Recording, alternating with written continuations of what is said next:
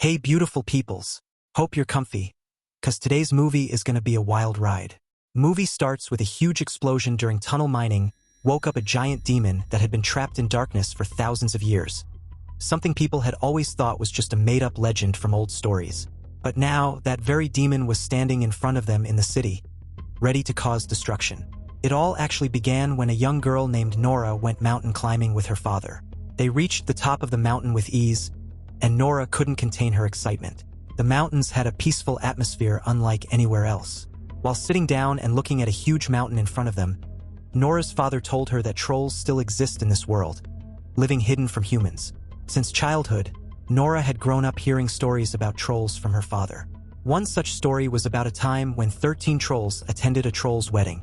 They drank so much that, on their way back, they didn't realize where they were going and accidentally walked into sunlight. Since sunlight was a troll's weakness, they turned into mountains.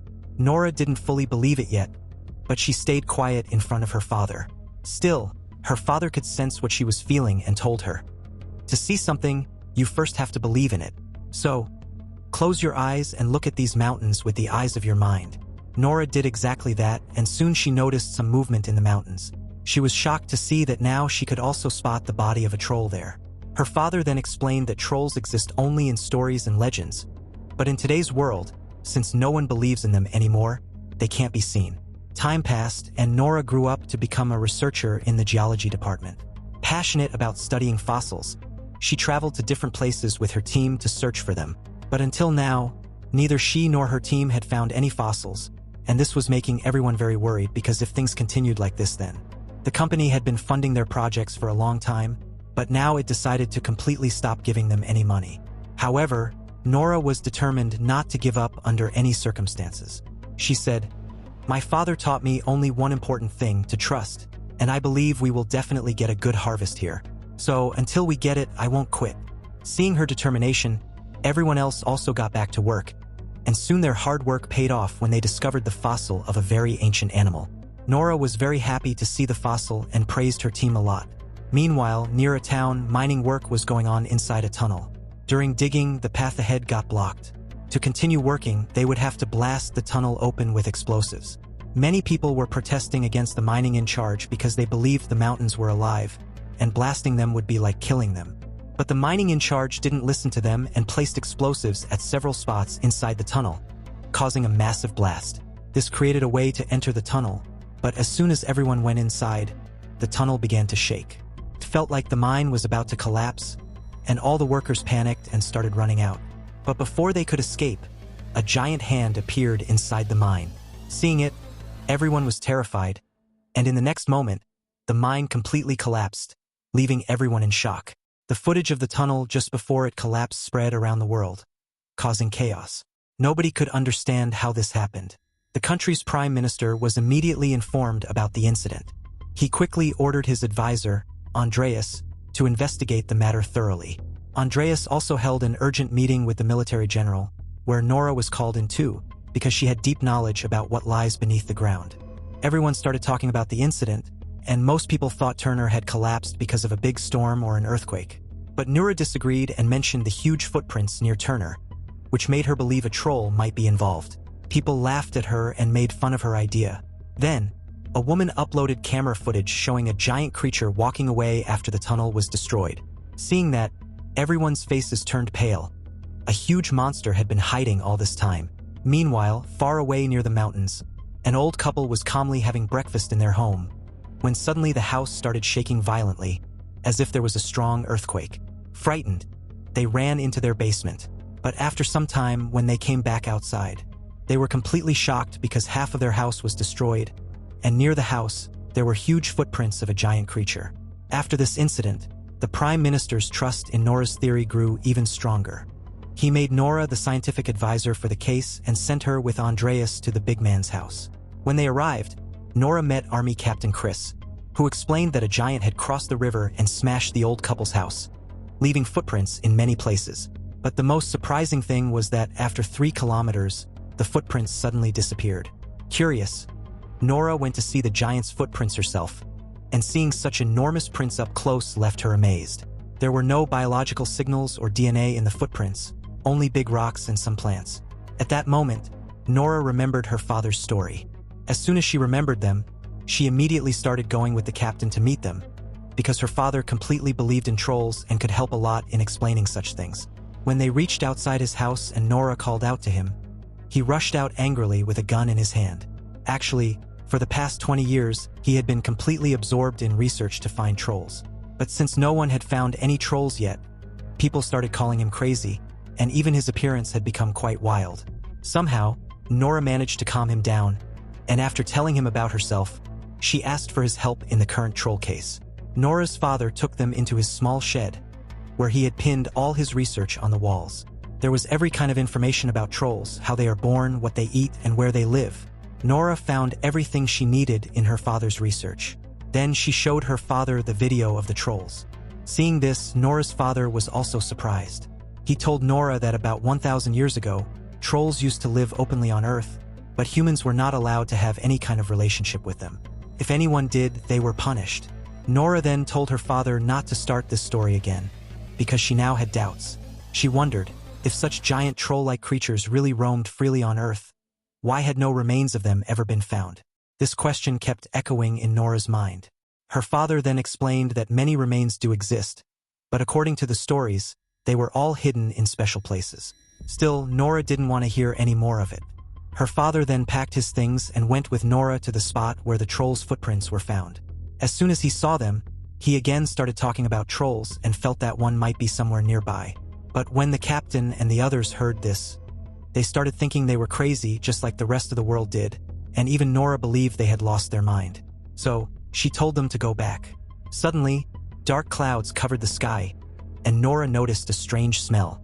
The moment she turned around, she saw a huge eye on the rock behind her, because that rock was actually the troll. Everyone was terrified after seeing it, so they quickly recorded a video and ran away from there. The military officers were shocked after watching the video and didn't know what to do about the trolls. They considered them a serious threat that needed to be eliminated as soon as possible. Nora tried to convince the Prime Minister to stop, as she wanted to study such an ancient creature. But the Prime Minister refused, explaining that if the troll got angry before Nora's research was done, it might attack humans, and they couldn't risk the damage it would cause. He also told Nora that, "Your work ends here, so you should leave this matter to the military and go from here. The military will take action as needed." Nora felt very upset about this, but the Prime Minister ordered, right in front of her, to start the operation to kill the troll. Then, the captain also took his team and set out to eliminate the troll. But Nora asked him to take her along too, because on the way, she planned to find some way to make the troll go far away from the city without harming it, so there would be no need to kill it. Although the captain didn't have permission for this, he also didn't want to kill the troll, so he agreed. He took Nora, her father, and Andreas with him. When they reached the troll, the captain hid and aimed his weapon. As soon as the troll appeared, he and his team started firing at it non-stop, which finally made the troll extremely angry. In retaliation, he killed many of the captain's soldiers, after which he became truly furious and started causing destruction. The captain's bullets had no effect on the troll, and seeing this, everyone ran away to save their lives. But Nora's father ran towards the troll, shouting, and tried to talk to him through gestures. The troll began to understand what he was saying, so he stopped attacking, and Nora's father told the army and everyone else not to attack either. The troll also wanted to talk to Nora's father, but before he could come down, a tank fired at him from behind. This made the troll extremely angry, and he accidentally kicked Nora's father far away. Out of rage, the troll completely destroyed the bank. But the next moment, when the troll saw Nora's father's condition, he felt very bad. In truth, the troll never wanted to harm anyone on purpose, but to protect his own life, he was forced to fight back. After seeing all this, he got worried and left from there. When Nora went to her father, he was taking his last breaths. He wanted to tell her something, but because of his injuries, he couldn't speak clearly and only managed to say royal palace and home before passing away. His death broke Nora completely because her mother had left her when she was a child, and it was her father who had raised her all these years. Now that even he was gone, Nora deeply regretted treating him like everyone else, thinking he was crazy and never believing his stories. She then went to look through all of her father's research, which included many books. By reading them, Nora learned even more about trolls, including that in the past, trolls used to throw huge stones at churches because the sound of the church bells bothered them. Just then, Chris and Andreas also arrived. Chris himself was deeply saddened by her father's death. But after talking to Chris, Nora found out that the army still hadn't given up on their plan to destroy the troll, and they were planning a massive airstrike soon. If that happened, it would be very bad for the troll. So Nora immediately went to the army general to convince him not to do it. When the general refused, she told him about her church bell plan, which could keep the troll away from the city and safely send it far away. But the general still didn't agree because of the direct orders from the prime minister. Then Nora reminded him that even after heavy attacks with large tanks, the troll wasn't harmed at all. So an airstrike wouldn't make much difference either, while the land would be completely destroyed. The general understood her point, spoke to the prime minister, got permission, and listened to Nora's plan. A little later, Nora, Chris, and Andreas were ready with several helicopters. They hung large church bells and moved toward the troll, who was heading into a nearby valley. When they reached him, helicopters started flying quickly around the troll, and the sound of the church bells really began to bother him. This made the troll lose control again, causing destruction, and at one point, he grabbed one helicopter and smashed it into another. But as soon as he saw a helicopter falling on a child, the troll immediately stopped everything and saved the child's life. Seeing this left everyone shocked, and Nora realized that the troll didn't actually want to hurt anyone. The very next moment, the troll's eyes met Nora's in the helicopter. He still felt guilty for accidentally killing her father earlier, so he quietly walked away. Nora then returned to the army base with everyone else. However, since many lives had been lost, the news quickly spread across the country. The news spread quickly like wildfire. The prime minister called Nora over, and since she had failed her mission, he removed her from the case without listening to her and told her to stay completely away from it. Nora felt bad, but she quietly walked out of the bus, where Chris comforted her, saying they had tried their best and it wasn't her fault. In the next meeting, everyone decided that the city's people would be moved away and a missile would be fired at the troll. But Andreas disagreed with this plan. The prime minister refused to listen to him and angrily told him to leave the meeting room, which upset Andreas so much that he resigned from his job immediately. Meanwhile, Nora suddenly remembered her father's last words and realized that the troll must have some connection to the royal palace in the city and would definitely go there for a reason. Thinking this, she quickly contacted Andreas and went straight to the palace to meet the king.